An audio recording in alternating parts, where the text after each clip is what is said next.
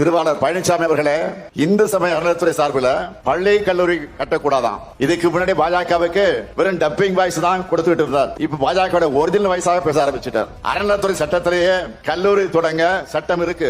இது கூட தெரியாம நீங்க எப்படித்தான் முதலமைச்சராக இருந்தீர்களோ எனக்கு புரியல. மறைந்த பெரிய பக்தவச்சலம் காலம் தொடங்கி ஏன் மக்கள் தலைவர் எம்ஜிஆர் அவர்களே முதலமைச்சராக இருந்த போது பழனி ஆண்டவர் தொழில்நுட்ப கல்லூரியை திறந்திருக்கிறார். அந்த கல்லூரிக்கு கூடுதல் கட்டடத்தை போன முறை நீங்கள் திறந்து வச்சீங்க.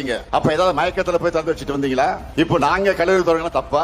பாஜக தலைவர்களே இந்த மாதிரி கல்லூரி தொடங்க கூடாதுன்னு பேசுறது இல்ல. ஆனா பழனிசாமி மட்டும் பேசுறாரு. இத பார்த்தா ஒண்ணுதான் எனக்கு நினைவுக்கு வருது. ஒரு திரைப்படத்துல வடிவேலு படத்துல தான் ஒரு காமெடி ஒண்ணு வரும். என்னன்னா, கொடுத்த காசுக்கு மேல என்னமா கூவுறான். அந்த மாதிரி பாஜக காரங்களே பேசிட்டு இருக்காங்க. இந்து சமய அறநிலையத்துறையை பொறுத்த வரைக்கும் தமிழ்நாடு வரலாற்றில் இல்லாத அளவுக்கு திராவிட மாணவர் செய்திருக்கக்கூடிய சாதனையோட லிஸ்ட் பெருசா இருக்கு. நான் பழனிசாமி நேரடியாக கேட்கிறேன், ஏன் படிப்புனா உங்களுக்கு அவ்வளவு கசக்குது?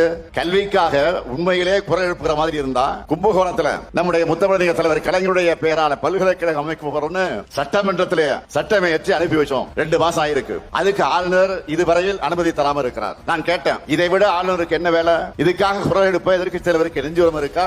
மாண்புமிகு எதிர்க்கட்சி தலைவர் பழனிசாமி அவர்களே, மக்களுக்கு எதிரான கருத்துக்களை பேசிக்கிட்டு தமிழ்நாட்டுக்கும் தமிழ்நாட்டு மக்களுக்கும் துரோகங்களை செஞ்சுக்கிட்டு மக்களை எப்படி ஏமாற்றி விடலாம் என்ற நப்பாசையோடு நீங்க என்ன பயணம் செஞ்சாலும் மக்கள் ஒருவதும் உங்களை ஏத்துக்க மாட்டாங்க. ஏன்னா அதுதான் உங்க ட்ராக் ரெக்கார்டு. துரோகங்கள் தான் உங்க ஹிஸ்டரி. தமிழ்நாட்டை வஞ்சிக்கிற எதிரிகள் எப்படி வேண்டுமானாலும் வரட்டும், மக்களான நீங்க எங்களோட ஓரணையில் தமிழ்நாடு ஒற்றுமையா நிக்கணும்.